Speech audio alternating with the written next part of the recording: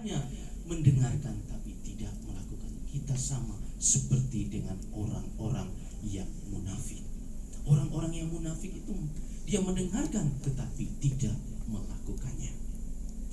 Bapak Ibu saudara-saudariku yang terkasih dalam Yesus Kristus, saya sedikit mau menyampaikan sebuah kesaksian. Kesaksian ini bermula dari beberapa tahun yang lalu. Kurang lebih ketika waktu itu saya katakan dengan Bapak, siapa tadi Pak? Bapak saya? Pak Yunce ya. Bapak bertanya saya bertugas di mana, saya mengatakan sebagai kepala sekolah. Sebelum saya jadi kepala sekolah, saya ceritakan dulu pengalaman-pengalaman masa-masa susah. Ketika saya kembali dari Jawa membawa anak istri sudah bekerja waktu itu di Pasuruan sebagai bidan. Dia harus kembali ke Kalimantan dengan tidak ada apa-apa. Kami hidup dulu terpisah. Istri di Pasuruan, saya harus tinggal di Kalimantan, tepatnya di Malawi.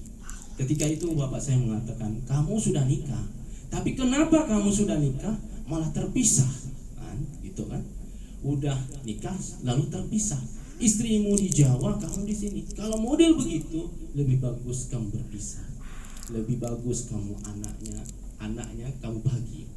Dalam hati saya berkata, tidak ada namanya mantan anak, tidak ada namanya mantan bapak, dan tidak ada mantan ibu. Yang ada mantan suami, yang ada mantan istri. Dari singkat cerita, akhirnya istri saya mengalah dan pergi ke Kalimantan. Beberapa tahun kemudian dia stres, dalam keadaan stres. Ini istri saya sebelah mbak ini. Dia stres waktu itu. Yang biasanya megang duit kerja di rumah sakit lalu tidak bekerja menjadi seorang ibu rumah tangga. Akhirnya terjadi pertengkaran. Kalau ekonomi kita tidak baik, itu hati-hati. Kadangkala ekonomilah penyebab kehancuran dalam rumah tangga. Betul enggak?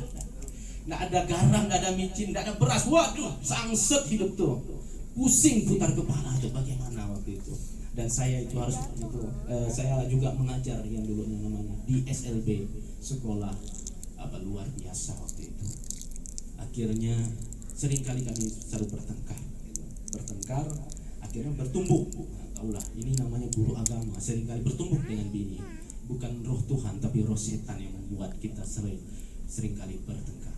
Singkat cerita, dalam perjalanan di 2015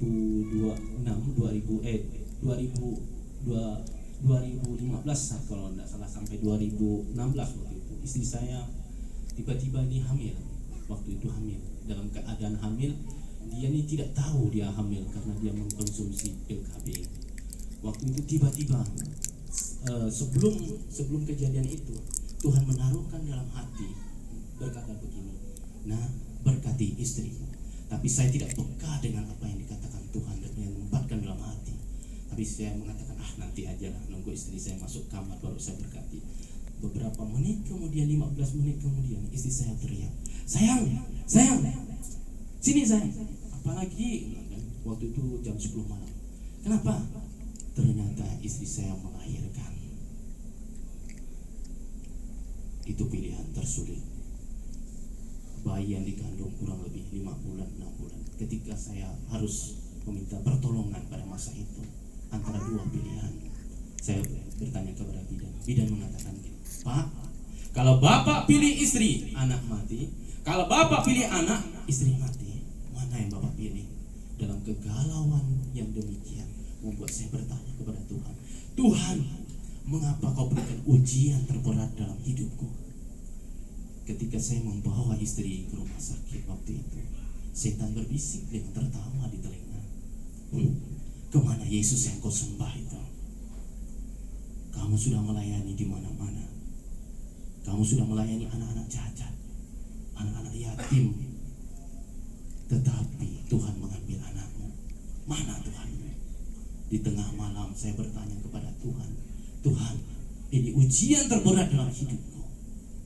Tuhan, mengapa kau tempatkan hal-hal yang demikian dalam hidupku? Mengapa kau ambil anakku? Suara Tuhan menegur, nah, yang mana anakmu? Semua yang ada padamu itu adalah milikku, yang kutitipkan kepadamu. Ketika itu saya menelpon mertua saya terkaget-kaget waktu itu. Akhirnya, sudah tadi beri nama. Saya cari lagi browsing ke internet mencari